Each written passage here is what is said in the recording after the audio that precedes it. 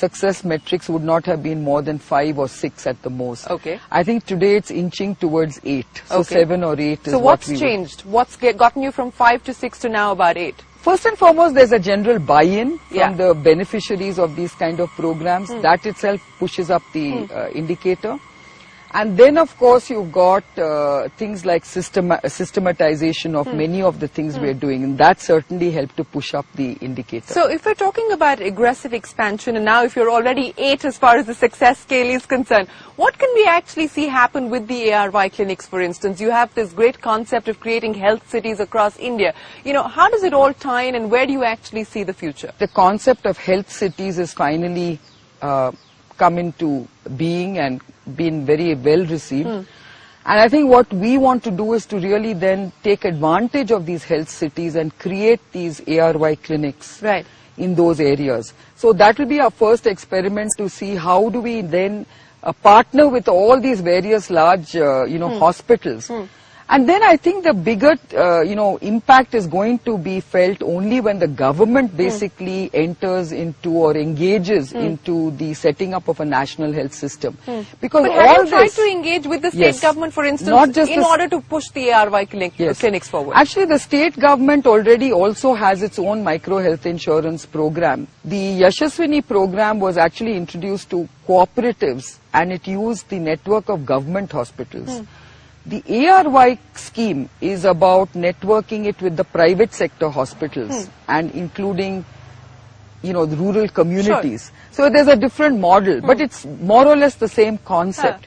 And I think what we are now doing is to build all these models and finally help the government to develop, a universal healthcare system. But have you seen a mindset change in the engagement or the interaction with the government, how Yes. they would approach you, maybe 5 years ago, and how they approach you today? Healthcare and education is always a great plus for their political manifestos and political image. And you know that the health insurance scheme, Arogya Shri, which was introduced by the Andhra government, Right. has been, talked about and hailed as a huge success. So I think there is now a general buy-in that micro health insurance is the way to go.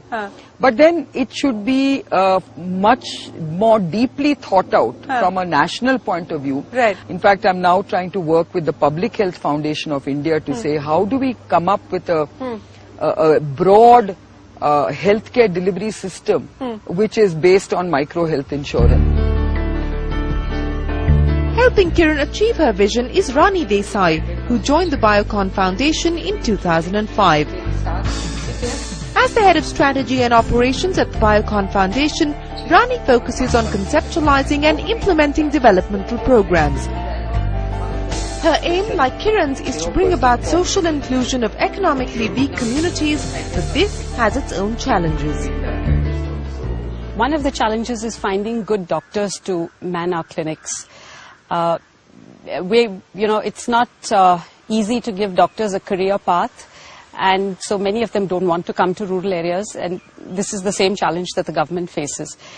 One way we are addressing this challenge is by bringing in young people, and we now have about 7 very young doctors who are between their graduation and their, starting their postgraduate programs, and we're finding them very committed, and they're developing a lot of work for us.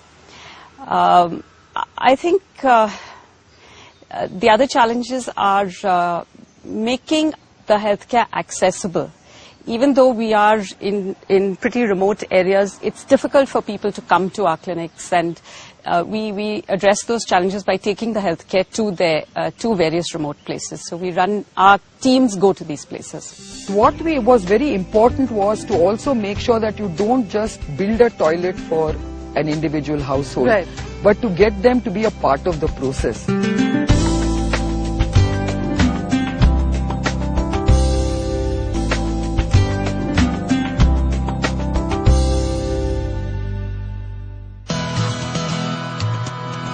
Not just external, Kiran also believes in looking inwards to empower and enlighten.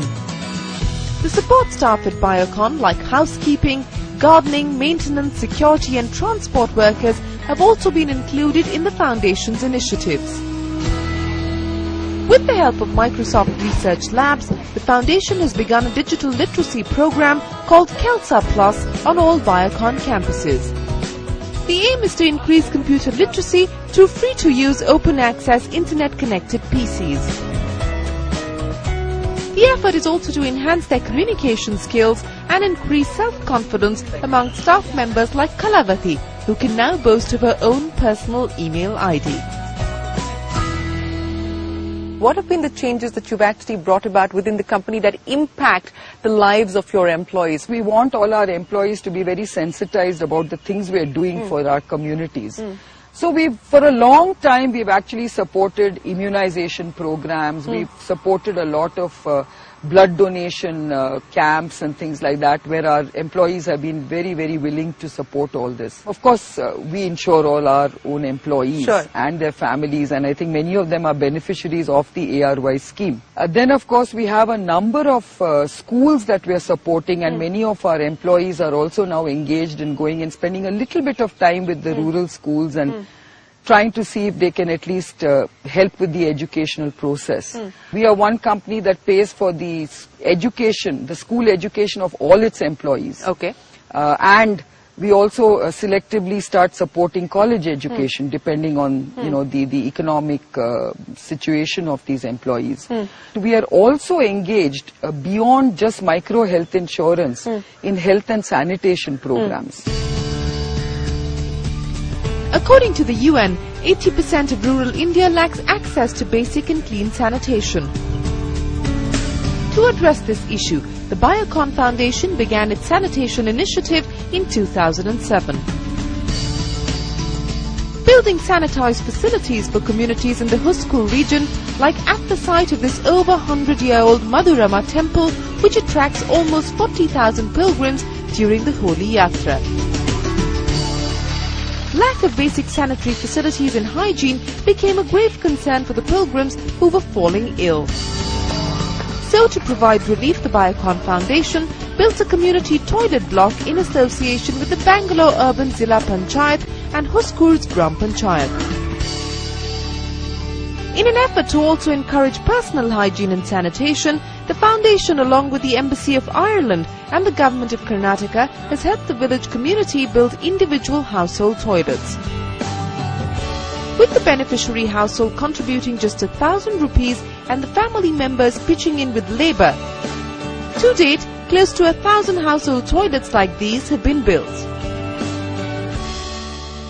I was finding it very interesting. I was looking at the cost structure, and it actually, when you think about it, it costs nothing to get this infrastructure up and running. It's what, about $50 that you actually require to sort of fund one community toilet. Is that correct? The government was only giving something like 1,000 rupees, and whereas it actually costs between 7 to 10,000 rupees. And therefore, we decided to, make, sort of plug in the difference and build these toilets. And here I think, yes, the amount is very small if you were to look at it. But what was very important was to also make sure that you don't just build a toilet for an individual household, but to get them to be a part of the process. Another initiative by the Biocon Foundation is working towards creating awareness about diabetes and related problems.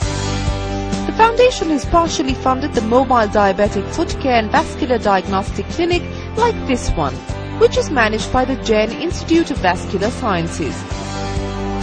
Catering to patients from the lower economic strata, these mobile vans visit the ARY clinics once a month. Built on a bus, the clinic is completely equipped and staffed to evaluate and treat diabetic foot problems. Patients get free foot screening and advice on the illness and treatment. More than 100 patients can use this service at a time. Biocon is very determined to show how we can actually deliver very affordable drugs. We are trying to do more for less, for more people.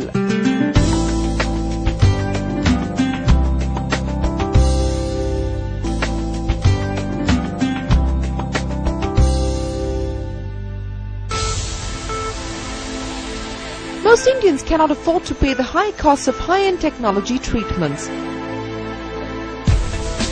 To address this concern, the Narayana Hrudayalaya, which was begun by renowned cardiac surgeon Dr. Devi Shetty and the Biocon Foundation, came together to make high-tech healthcare more affordable.